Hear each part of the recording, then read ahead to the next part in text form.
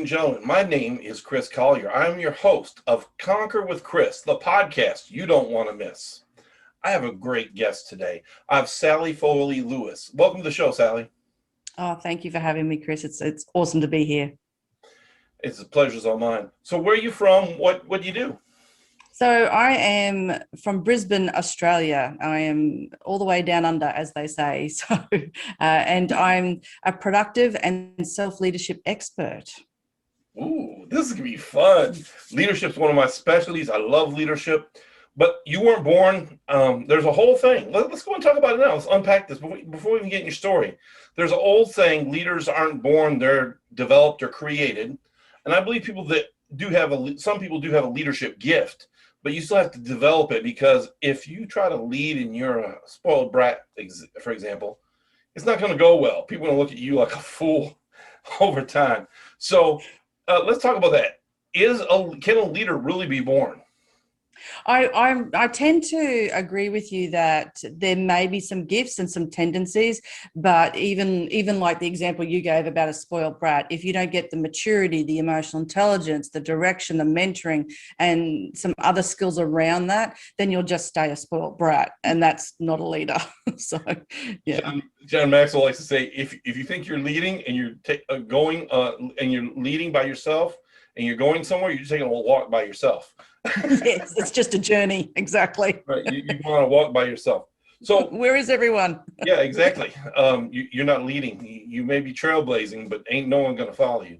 So Speaking of that journey of building you up as a leader or making yourself into a leader, how did that start? How did that come about? Well, if you were to look at my CV, the thread that goes through all of it is that I've always been in service and helping others, and I think that's what fills my tank up. And I can recall before I even started school, we had this old typewriter. Now, for those of you who are way younger, a typewriter has no electricity, and you have to punch keys that are letters, and you actually put paper into it. Just being a bit cheeky there. But we had this really old typewriter, and in our front room, I would sit there on this little tiny desk, and I would stack up papers. I'd put a piece of paper in the typewriter, and I would type away. Not words, I have no idea what I was doing. And then I would turn to my side and I would bark all these orders at my imaginary minions. And my mum would call me boss lady. And so, I think there's this little slight hint of what was to come. And because I giggled on the inside when you talked about spoilt brat, because that behaviour is very much a spoilt brat behaviour. But over the years, I've been very lucky to have some amazing influences in my life, some fantastic mentors, and I think also because of my upbringing and the way I was brought up, lifelong learning is ingrained in me. And so, we were not rich. We're, regular working class family. And so it was my mum pushing and wanting me to be better, to do better. And at the same time, be humble about it. So I think that's where I'm lucky to be able to step into some leadership roles, and also make those leadership roles be about helping and serving. So over the years, I've ended up being in positions where I'm in the front of the room, either instructing or training or teaching or speaking, or I'm in front of an organisation. I've been the CEO as well of an organisation. So it's a mixed bag, my CV, but there's a definite thread through it. Well, let's unpack that, because my personal leadership thing is you can't lead without serving. That's the only way to truly lead. You can try to lead through power or authority, but that only gets you you can lead through fear, but that only gets you short-term leadership. Long-term productive leadership can only come through serving. Yes. Yeah. To me, when you talked about leading by fear, to me, fear gets the task done, but it doesn't get the work done. And to me, and I know that's, when you look at the word work, in my head, it's a case of an ongoing process in an organisation. Your turnover is going to cost you far much more money than any profits you're never going to earn when you lead by fear. So I agree with you. I think if leaders could spend a little bit more time in influencing themselves and increasing their self-awareness and their emotional intelligence, and that never stops, by the way. We always get tripped up here and there. But if a leader can do that, it helps them set them up to actually be better servers and helpers of others. I often talk to a lot of leaders when in my work nowadays, saying to them that the success of their team is actually their success. So I want them to be reframed so that it's about, okay, if I help my team, that actually makes me look good. Mm-hmm. That's so true. And let's touch on that for a minute too, because I think it's very important that people realize that as they're growing a business, some of them need some of those key people that are in their business to be able to take over functions that they're not going to be able to do if they're the CEO or the president or the leader of the organization. You can't be all things to all men, but what you can do is get a core group of individuals and raise them up with you. So as you're leading and serving, that they can learn to lead and serve with you. Oh, for sure. And I'm really, see, you're ticking all my boxes today. So one of the things that I really love leaders doing is delegating, because that through that process, they're developing others. And the byproduct of that is that they are succession planning. And sometimes some leaders think, oh, but what if people are better than me? And I'm thinking, great, isn't that what, and the problem of that is, however, there's a bit of ego in that. But I have to remind people that if your people are doing brilliantly, that reflects on you. You're going to be promoted, or if you want to be promoted, that is, if you want to accept it. So, a rising tide lifts all boats as such. Mm-hmm. Yeah, I think that's very important too, because at the end of the day is people who are concerned about their position, they don't lead well. Because my goal should be, if we're working together, my goal is that if I find you and you're doing better than me, good, replace me. Because that means that there's something somewhere else, either in the organization or outside the organization, that needs my attention more than what I'm currently doing. Yeah, yes. And I think there's something to be said for helping people either move back to, like, for example, when people get promoted into people management roles away from being an individual contributor, so they're moving away from their expertise, and they find out that they then don't like it. And I think one of the biggest things that organizations can do is actually, with dignity and respect and a proper process, help people go back to their joy, and therefore be a more productive and effective contributor. That is also something they don't do much in business today. Either you fit in their hole, their peg, the hole that fits the peg, or you get out of the business. Versus, hey, you used to fit in this position. Let's take you back to that position just for a little while. See if it's the position. See if it's the people that happen to be around you. See if you need to be in a different area altogether, or maybe it's just not a good fit anymore. I was listening to one of the big thought leaders out there, Gary Vaynerchuk, and he said that you're not bored. That position, you've outgrown that position. You may have had a 6 month to a year and a half of desire of being a nurse. Now you've outgrown that. Now go do something else. It's not that you're a failure. It's just it didn't fit you. Yes. Yes. I've worked with someone who is so multi-passionate. I think that's the phrase. Just so many things interest her, and she gets so frustrated because she feels as though she's failing because she can't stay in a job longer than, say, 18 months. And I'm saying to her, no. Have you gone the full gambit of the role? Are you done? Is it done with you, and are you done with it? Well, then move on. And that's the actual truth of your experience. And that might for some, that might be an excuse as to why they can't hang around. But for this person, when you truly explore it, she's just so many things interest her, and she wants to explore the world. And this is one of the ways she can do that. That's so exciting, because I do believe when you find that true passion and true purpose, it creates real power. And it's like a generator. The power creates more passion, and helps you find more purpose, which creates even more power, right? It's like a never-ending great cycle, right? Because I think you found it in leadership development and leadership coaching. So tell people what it's like when you finally get that aha moment, that you found that perfect passion. And I'm not saying Mm, you're going to have it forever, but you find it for a while. It's a good while mm, usually. And some of that other stuff, sometimes that happens because you're young and you're still finding what really makes you tick, right?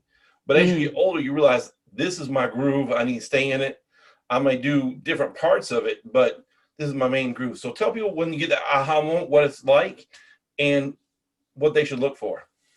Yeah, thank you. Well, I didn't come by it in an easy way, so I don't wish that on anyone. One of the things I often say to myself, and every once in a while I might share with others, is that I don't want any manager or leader to go through what I went through. So I had a situation where, and there was an opportunity to be promoted into the CEO role, and I had a lot of people around me going, "Yeah, Sally, pat you on the back, puff up the ego, stroke the the ego going on here." And I was young and very, very easily influenced, and I was listening to everyone telling me how good I was. And so yeah, I couldn't get through the doorway, the head was so big. I am the boss, like it was ridiculous. I felt so secure and so ready, and that job was mine for the taking. And it was, I did get it. And interestingly, on the other side of that, all those people who were pushing me and encouraging me and making sure that I went for the role, the minute I was in the role, it was like, when you turn the light on at midnight and the cockroaches just scatter to everywhere. It was like, I was so lonely. I had no one to turn to, no one to talk to. I did have supervision sessions every week, except in those sessions, I was talked at about their problems, and what was going wrong for them. And so I just sat there. After a couple of those, I just thought, I'll just enjoy my coffee and wait until this hour's done. And then when I asked for support, I was ridiculed for it. And the other thing was, the the experience I had of trying to turn an organization around that was in a little bit of trouble, when you had other people who were actively trying to minimize the organization in and of itself. And so I had a challenging chairman of the board. I had I had three egos that I had to report to, and I was the CEO who was trying to lead a team and keep them going and fix a major problem. And so, that was awful. I would get to the bottom of the street where the building was, look up, and I'd just burst into tears. I didn't want to go. I'd ring my then partner and just say, "I can't walk up the hill. I can't do this. I don't want to be there." And of course, what can they do? So I dumped a lot of that onto my partner as well. Thankfully, he's still around. So I managed to fix that situation. But, I ended out fixing the problem that was within the organization and then leaving, because it was not going to be something that was sustainable for me. I needed to be the cleaner. The movies where the crime happens and they ring some elusive type of person. Could you call him Mr. X? We need the cleaner. That's how I felt like I was. And it was tough at the time. It was horrible at the time. I was horrible also. I'll own all of that. But on the other side of that, on the other side of reflecting, on the other side of looking at what I did and looking at the lessons that were in it, was someone who was absolutely adamant no leader, no manager would ever go through that like I did. I Mm. want managers and leaders to have support, to have skills, to have structure and confidence. And so when you find that aha moment, which is coming to your question, it feels like home in some regards, not a house, but home. And it feels like that every day, the harder you work, the happier you are with it. And the harder you work, the luckier you get with it, if that makes sense. It makes perfect sense. And I want to say you also feel like when you find that thing, kind of like, why did I take so long to decide to move here? Using the house scenario, right? the home scenario. Why did it take so long to move into this place? I should have. But there's a counter thought to that, like, hey, listen, there's time for everything. I became the right person to do this, but you know, you always trying to improve yourself. So when you get to that next aha moment, you don't delay it any longer than you need to. Trust me, I understand about going up in leadership. I do ministry as well as business, and so in ministry, I'm a pastor, and when I was first getting ready to be installed as a pastor, they told me, Chris, it's going to be the loneliest you've ever been. And they looked at my wife and said, it's going to be lonely for you too, because most women don't want to talk to you because they're afraid of the husband, or vice versa. They won't talk to you because they'll talk to Chris, but they won't talk to you because they're afraid of you. And so being in leadership, I know is a very lonely place, but it's necessary for you to be lonely because you've got to be able to be unemotionally attached to all the problems, right?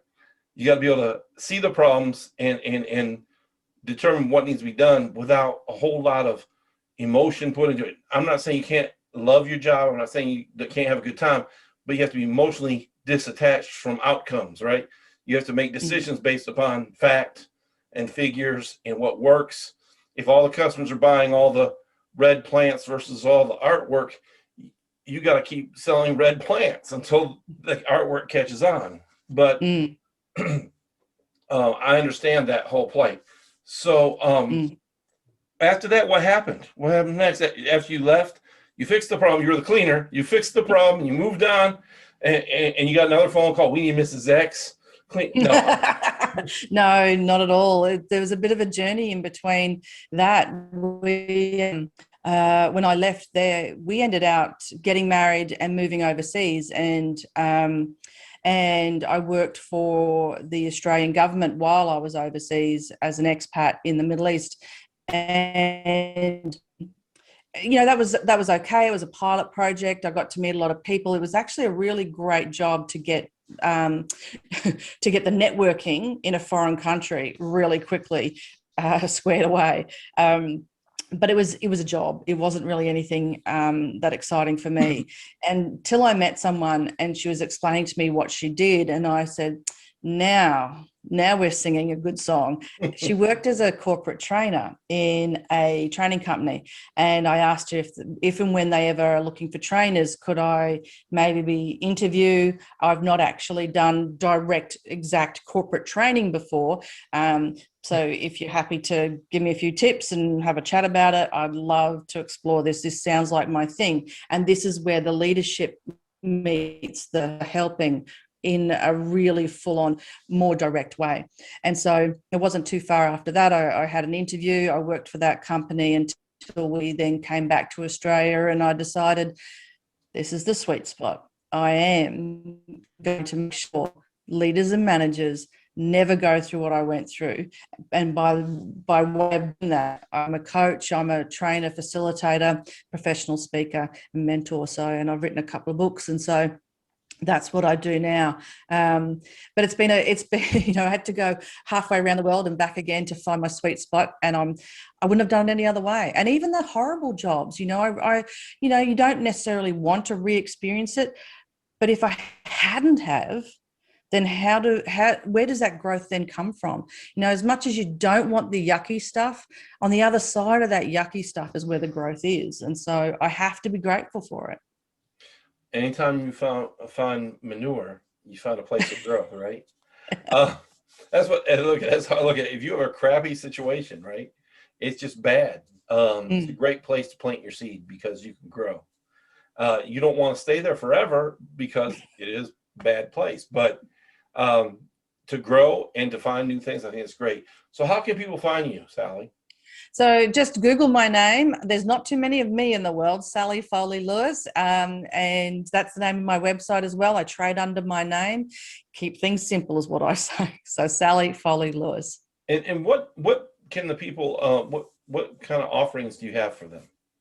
So I've got a couple of books people might be interested in. The Productive Leader, which you can see just here. That was endorsed by Brian Tracy, who is the guru of personal development. I was very, very blessed and lucky to have his endorsement.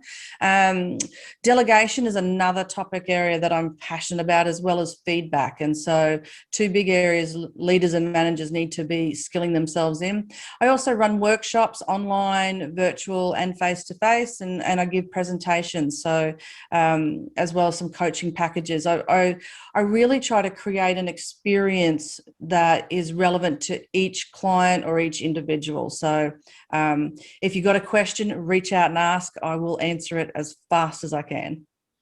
Well, that's great. Do you have a favorite quote, Sally? Oh, yes. Now I'm really going to ruin it because it's Johann van, I can't remember his last full name, but it goes something like, when you treat people the way you want them to behave, they'll rise to the occasion. Oh, I'll have to look it up for you. But it's about encouraging people to rise to their potential, as opposed to just letting them flounder around. I really didn't do that well, did I? You did a great job, because I've never heard that one before, but I like it. I'll look it up and send it to you. I apologize to the person who said it. Well, and when she sends it to me, I'll drop it in right now. There we go. It's on the screen. They'll see it. And also, Sally's website's on the screen right now, so you can have it and find her. And I want to thank my guest, Sally Folley Lewis, for being on today. I want to thank each of you for watching or listening, depending on what platform you're on. Thank you so much. Have a nice day.